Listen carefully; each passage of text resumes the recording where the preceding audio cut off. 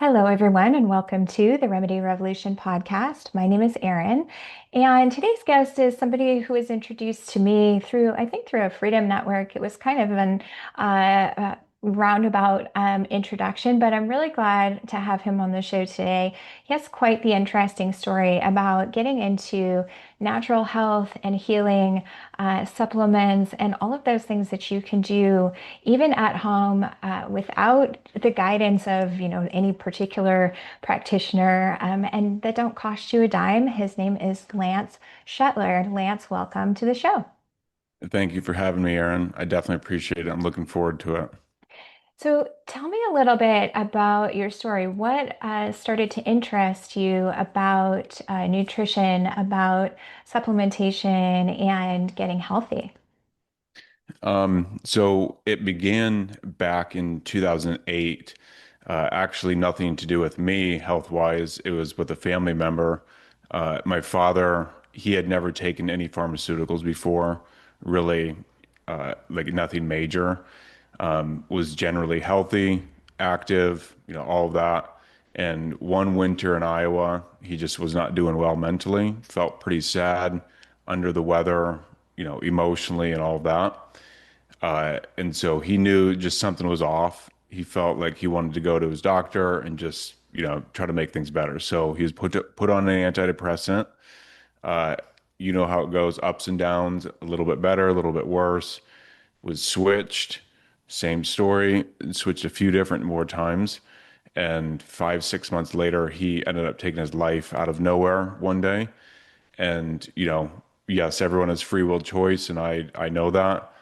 And I saw, and my family saw, and friends saw firsthand what those drugs sometimes can do to people to completely numb them out and really like massively cut their awareness. It's kind of crazy. Like hindsight, we could see looking at him, he was there, but he wasn't there. Checked out mentally in the eyes.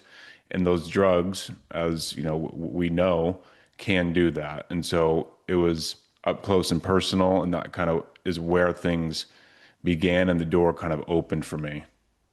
Yeah, I think it's so important for people to understand and realize, SSRIs contain a black box warning. And I think so many people and doctors especially really minimize this warning about suicidal ideation and suicide, as well as homicidal thoughts and things of that nature. So they really should be considered as a very, very last resort, in my opinion. And I think, unfortunately, it's more of a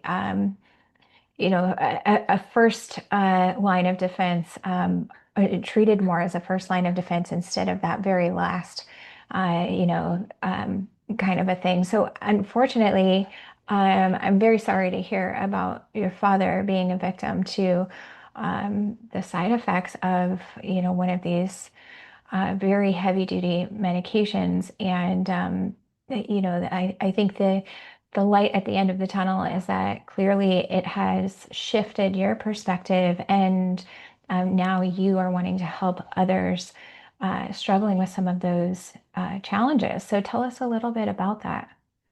Yeah, thank you, Aaron. So that's kind of where everything began. And then about a year and a half later, I was in a college summer class, anatomy and physiology, and it was pretty basic, 15 weeks. It was online, week one, nervous system, cardiovascular, so forth, week by week.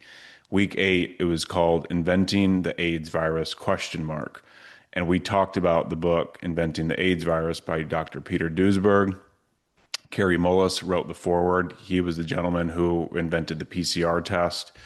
It was kind of incredible. The teacher was able to talk about this stuff. He wasn't pushing any, theories or agendas with it. He was, I mean, just really having us come to conclusions on our own, ask questions, see where things made sense and where they didn't. It was an awesome job of that professor teaching the actual real scientific method and an actual teaching moment for us of how to come to things on our own. So I took it and ran with it, could see, okay, there's a lot of lies going on. If they're lying or even just deceiving around this topic, then what else are they doing? So that was sort of my red pill into, all of the uncomfortable things that we've learned about over the years, especially medically related, and what we've experienced over the past 6 7 years and more.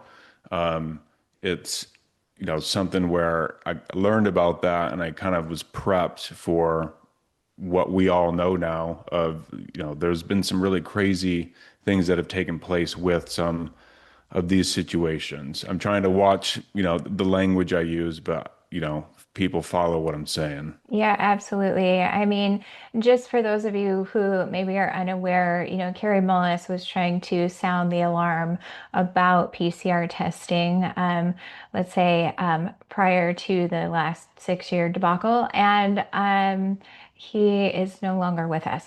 So there are some very interesting things going on behind the scenes. Let's just say that. Yes. Uh, okay, so setting that aside for the moment, you then what was next for you in that journey? Obviously, having your eyes kind of open to this uh, corruption, shall we say, within medicine, um, seeing it firsthand, of course, and then also having this kind of really avant-garde rogue professor, if you will, telling you that maybe the narratives should be questioned. Um, what did that do for you along your path? Did it deter you from your the direction you were heading, or what was that? What did that look like for you? Um, I'm smiling because it's a really great question and it's spot on with what happened for me. So I really had the awareness come into my mind and just the thoughts of, okay, if I go down this path of actually, okay, looking more into this outside of this book, looking elsewhere and starting to look at things that kind of relate. I knew that it was going to definitely shift the course that I was on. So I was studying to be either a chiropractor or physical therapist. I was interested in both, but also open to, a combination or something like that. And I was very excited about, both or one of those. And when I read this, and I'm sitting there on the couch, I mean, I do remember some of these moments of having these thoughts of, wow, okay, if I actually go down this path, I know no one around me right now, that at least that I know of, is thinking about these things or asking these questions about this stuff. So it might be a little, isolating and lonely. And basically, I don't know who I'll be able to talk to about it. We've all been there. We know, those of us who have been asking the questions that, it's part of all of our journeys and growth to, kind of challenge the system and experience what it can be like to basically feel alone around people who, you'd hope would be aware of these things. But, uh, that's certainly what happened. You isolate yourself a little bit because you're challenging the system and asking questions that a lot of people aren't. That was fine. So I just started going down that path and just started learning. I was always, into sports. I played all the sports when I was younger. So by the time I was in college, working out and just trying to eat well and study well and do well in school. And so it was kind of just building into a lifestyle as much as I could and being very curious about, this topic and related things. So I just kept going, and eventually graduated from the University of Iowa with a degree in health science, studied specifically health coaching. And so shortly after that, I got into health coaching and sort of a path into nutraceuticals and things like that. And so tell us a little bit about Ascent Nutrition, which is your company. What kinds of things are you developing, and what are you looking to do to create in the future? Yeah, so I'll fill in a little bit more context that builds into that, Aaron. So Sure.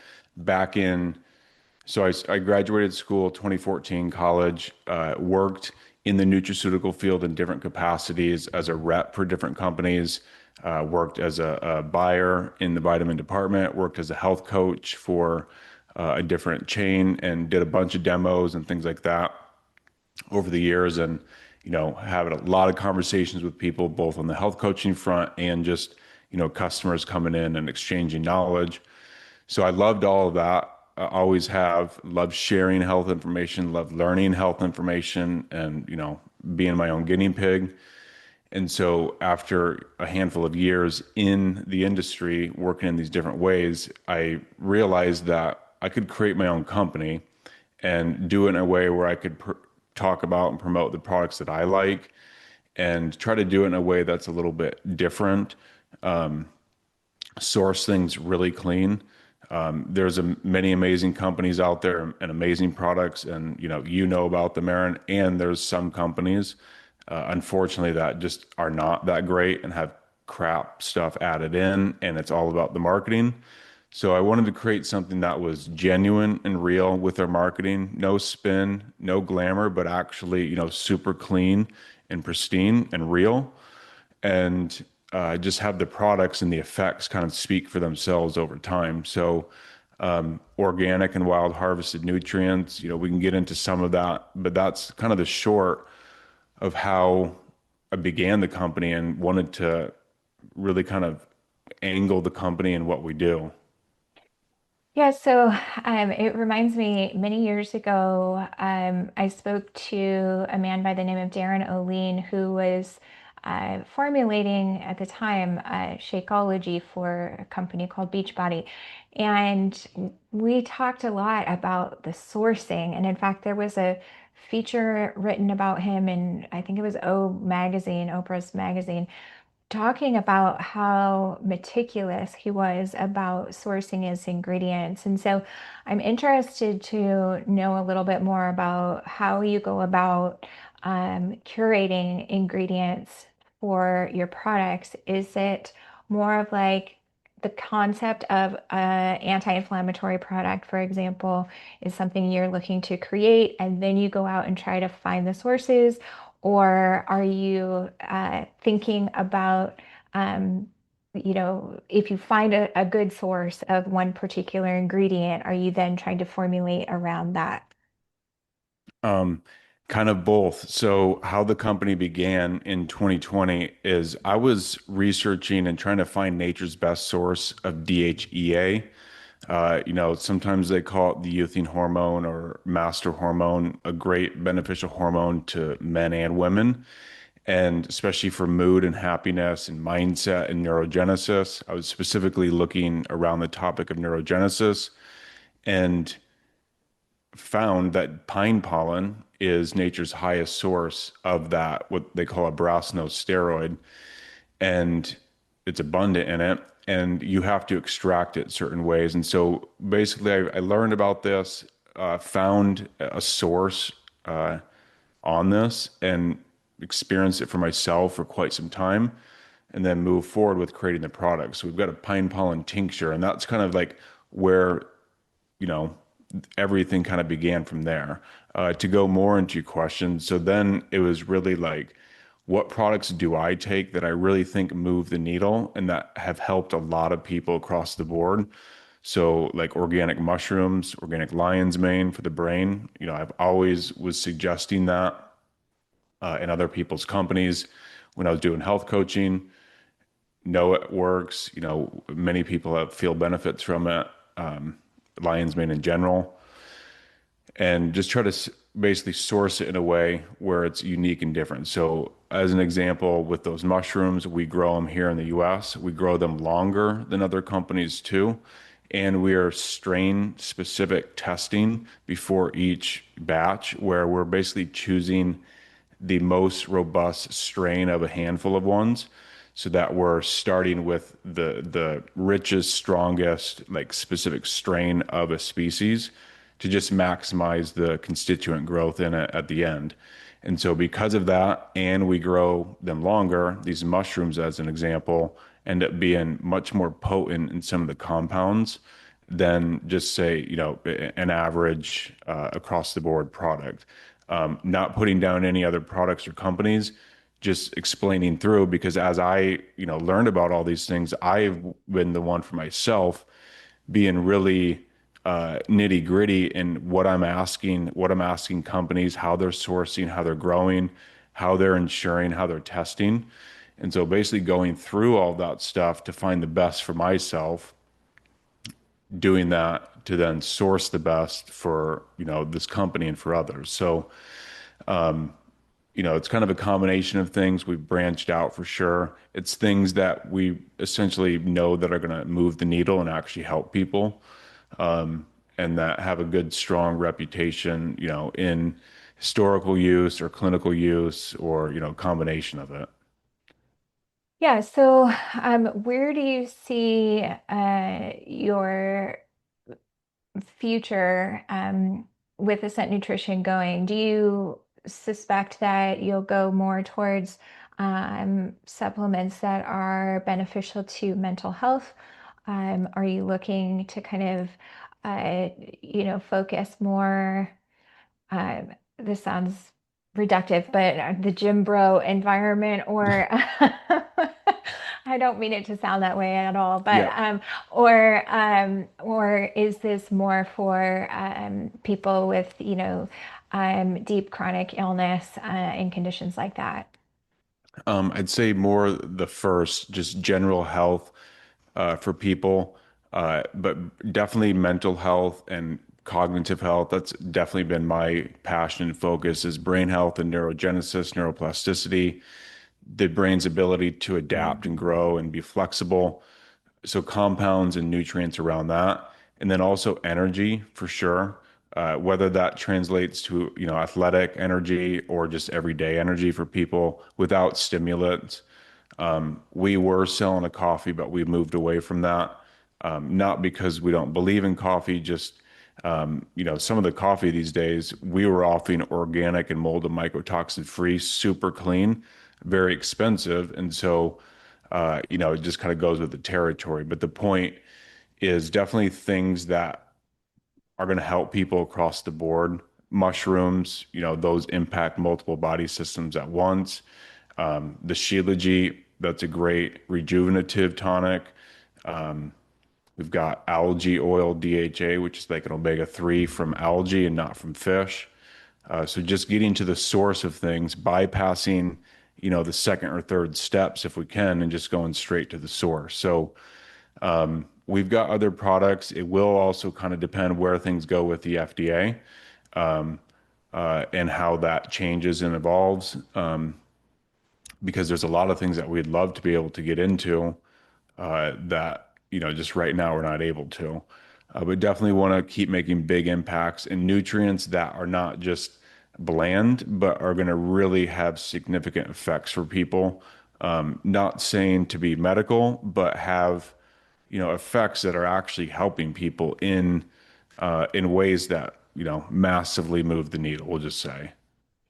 Yeah, so I am interested in that the barriers that FDA is currently placing on nutraceuticals. I know, with regard to homeopathy, there has been massive battles going on between manufacturers of homeopathic remedies, small homeopathic practitioners, and various arms of the US government, which have tried to prevent the sales of those kinds of things, despite the fact that they know or call homeopathy placebo. Then on the other hand, they say it's very dangerous. I'm not really sure how it can be both, but but there you have it. So tell us a little bit about some of the challenges that nutraceuticals are currently facing within the current landscape.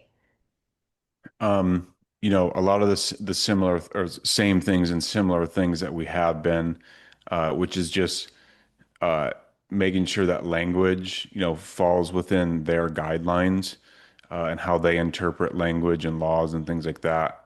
Um, I'm definitely not anti FDA because there is a role for just basic functionality, but I think the organization should be name changed and I think it needs to be cleansed and mostly gutted. There's a lot of things that now the technology can do that can massively help. It's too much bureaucracy, it's too much oversight, it's too much paperwork. Small little things really can slow companies down big time. It's very, very wasteful, and the functionality of it can be done with 90% less than what's even there. So, I mean, that's the honest, raw truth for me with how I feel about it. The language is the biggest part, being able and not able to say certain things, and being expected to know exactly what you can and cannot say, and having that burden fall on you. And, it's things that people should never have to deal with when they're trying to help people. You can tell if a company's trying to scam people, it's pretty quick, especially with language. People who are generally just trying to help and not, saying, like really crazy things about healing and curing. Yes, we know that these things can, but even saying that for one nutraceutical, it doesn't work like that. As you fully know, Aaron, it's a combination of things where people heal and get better. And, the short of kind of where I'm going with it is just that the language, it's a very tricky thing. And it's, I think, the most challenging thing that any company, has faced or can face in some ways, in terms of that agency. I wish them the best. I think there's going to be massive cleansing and purging here soon, and it's high time for it for sure. There's plenty of other useful things that can be done with those people's time, and they can help our society even more in greater ways doing other things. So moving forward, what would be kind of your dream product then? Um, I think something that just really helps people feel happy and not in any fake or just chemically elevated way, but real, gives them real peace and happiness. Maybe helps people work through trauma, the mental trauma of whatever situations they've dealt with, kind of untangle the wires and have it be real and lasting. And something that people can really feel. I think that would be incredible. You're kind of touching on something that I've observed over the last maybe 10, 15 years is this idea of a lack of resiliency in just the general population.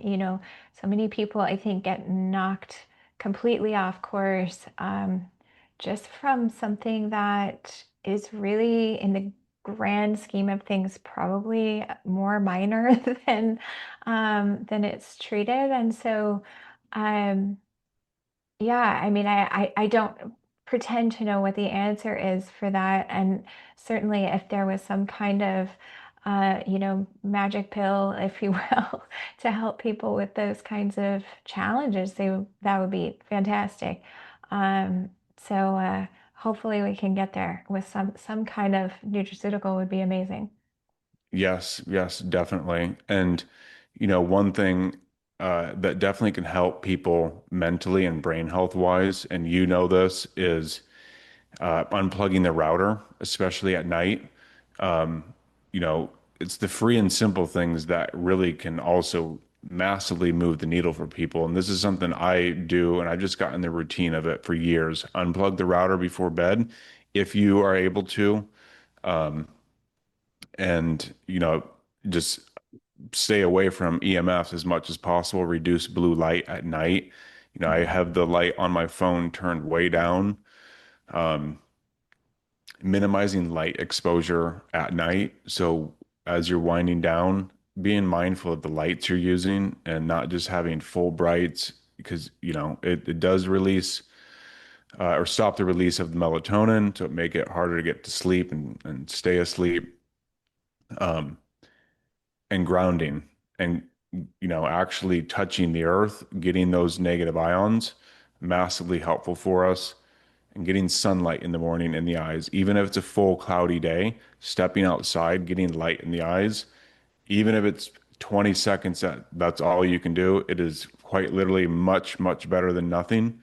And just little things like that. But I think the easiest is, or one of the easiest, is don't sleep the phone next to your head or within 6 feet. If you do, airplane mode, you can still use your alarm. Ideally, you keep it outside the bedroom or, several feet away from you. And, there's no need for light or EMFs of any sort, near our bed. It helps me sleep great.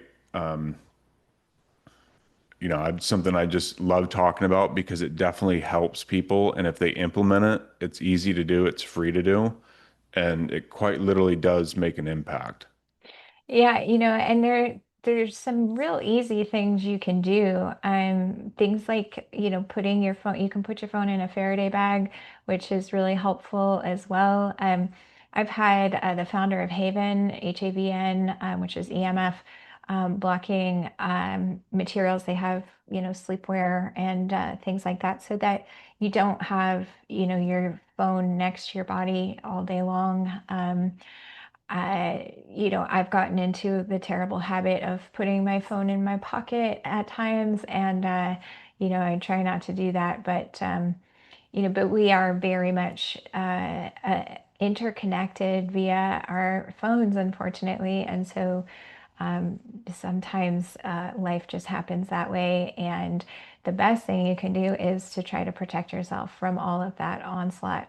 I just want to mention too, for anybody who just heard me mention Haven, there is a code remedy, and I think it gets you like 15% off. I could be wrong on that, but anyway, for those of you that are interested in some kind of EMF blocking, but that's hugely important, as well as the light. And I joke around and I say, yeah, I solved that problem. I bought 8 chickens and they live in my backyard. And every night I have to close the coop. And every morning I have to wake up first thing. My rooster starts crowing and I gotta go, go out there and feed them. So I've cracked the code on that one anyway.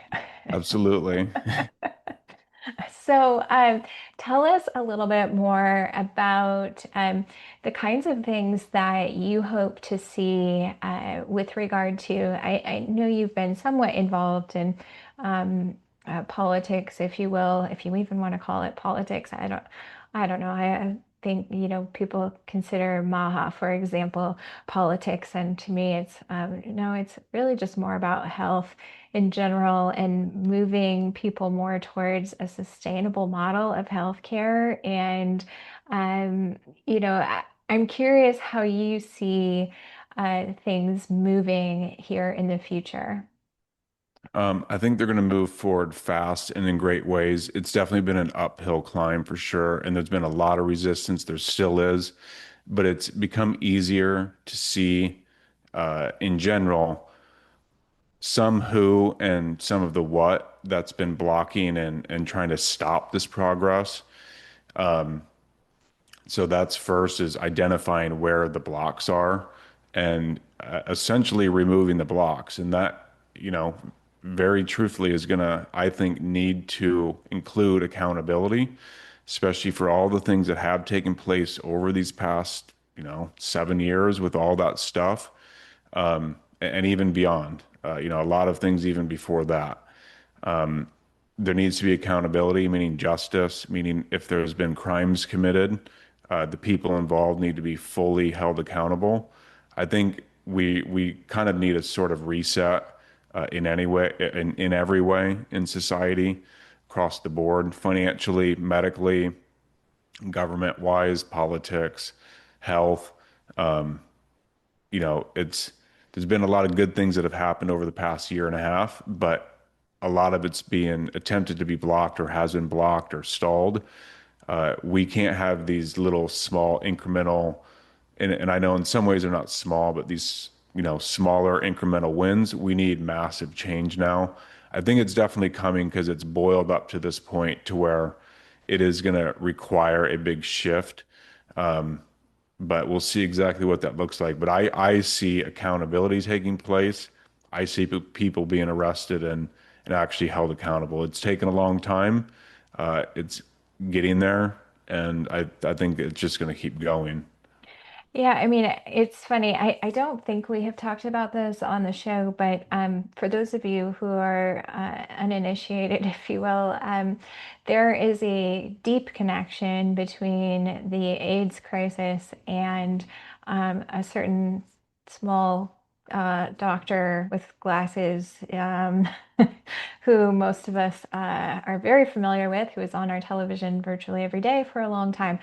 I will refrain from naming that person, but anyway, most people are unaware that there was a massive connection between the AIDS crisis and what has happened over the last few years. I'm curious if that played a role in some of your thoughts about what has happened in the last few years, because you had said that you had that kind of initiation into the AIDS conversation in college. Yes, and that small, weak coward who you mentioned is mentioned many times in that book. I will also not say, his name, but he's mentioned in there all throughout it, and others too. Um, so it was easier for me to kind of see. I thought that we had had a big enough awakening up to this was like 2020. I didn't think that, the injections, I didn't think as many people were going to go for it as they did. I knew there was going to be a lot of people who would, but I thought it was going to be less, but that's just part of it. Thankfully, a lot of people did not too. More than they, the pharmaceutical, giants wanted. They wanted everyone.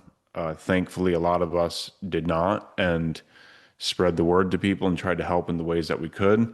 So it definitely prepped me for that, just in terms of, okay, they're using the media, they're hyping this up, they're going nonstop with it, they're all saying the same things.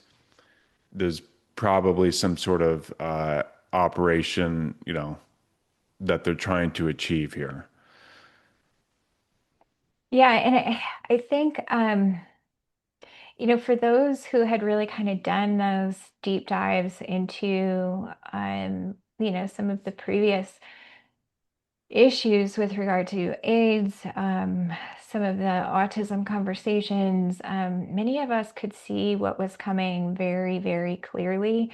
Um, and I think that for myself anyway was what drove um, a lot of fear, to be honest. There was a lot of fear for me with regard to, the potential of some kind of persecution or, putting people like myself and my child in an internment camp or something of that nature. I know to some people that will sound absolutely crazy. But when you understand the playbook, when you have known what has been tried in the past and you uh, are educated as far as, the types of lengths that many of these people in power will go to, it's uh, not really that unbelievable. So I appreciate you giving us your perspective as well. Yeah, thank you, Aaron. Appreciate it. Because I know it's challenging and no one wants to think that these dark things are going on. None of us got into this because we're like excited about learning about terrible things happening.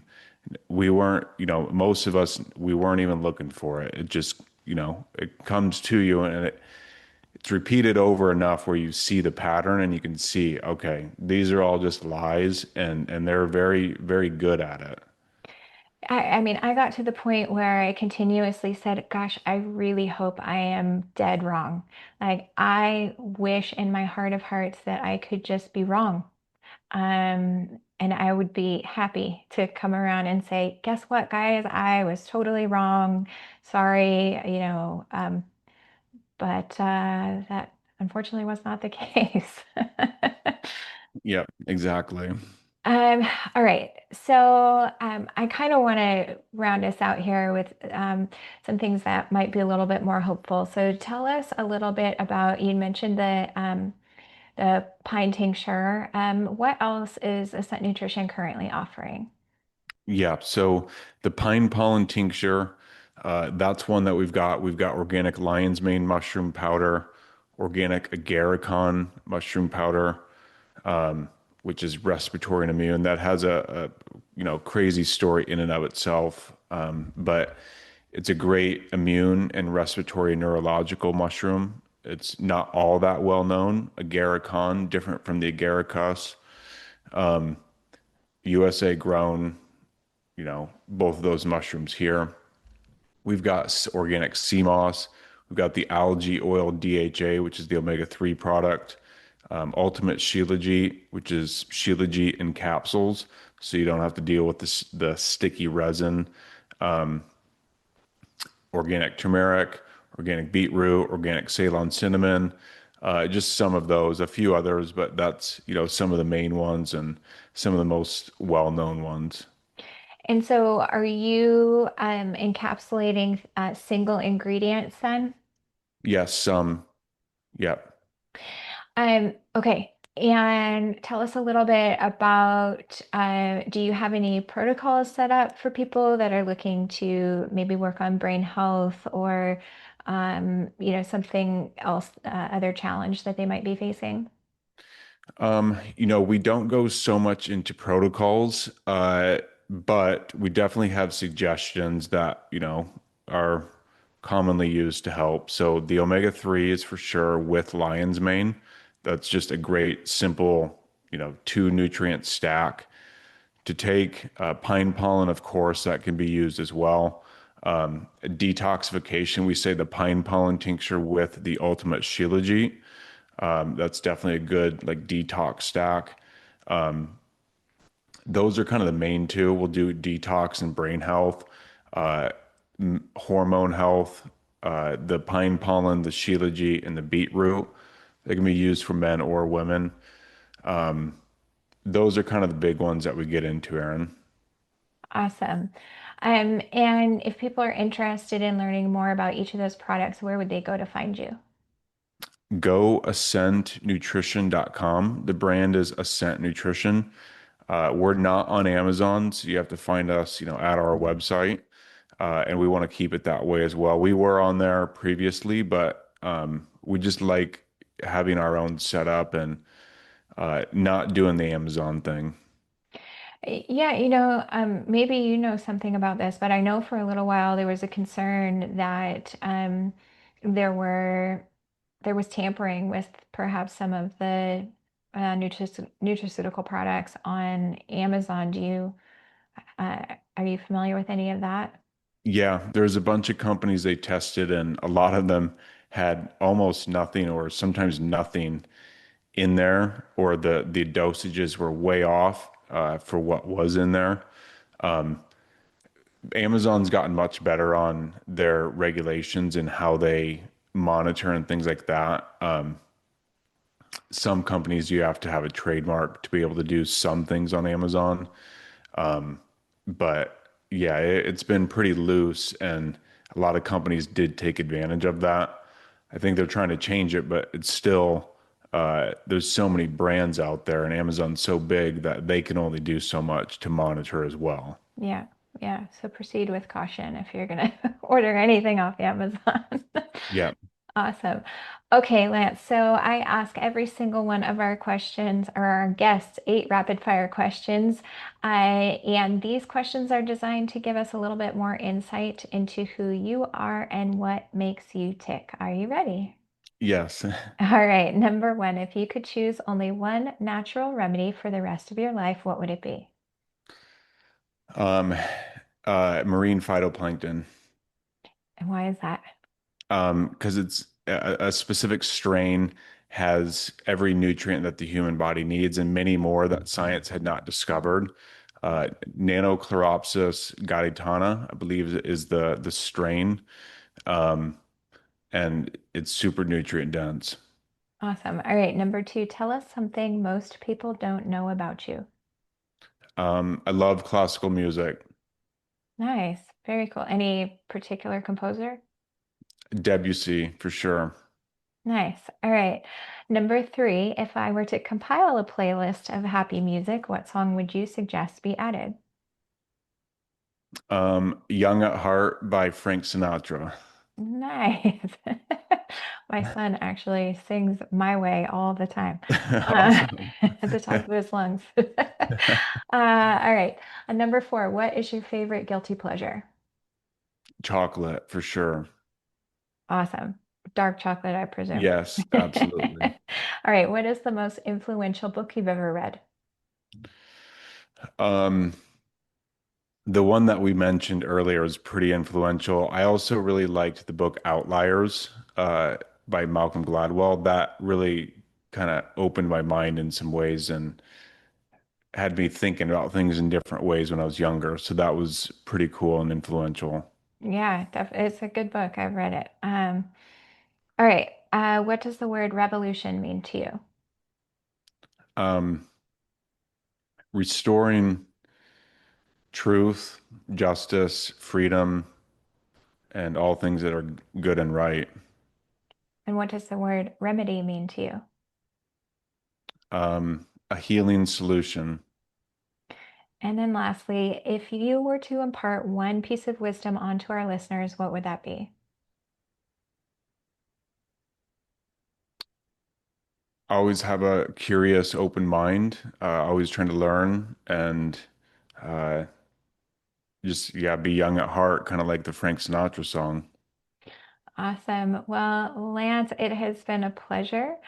For those of you interested in learning more about Ascent Nutrition, you can visit goascentnutrition.com to find out more about each of those products we discussed today. I really appreciate your time and thank you all for listening today. We'll see you next time. Take care. Thank you, Aaron.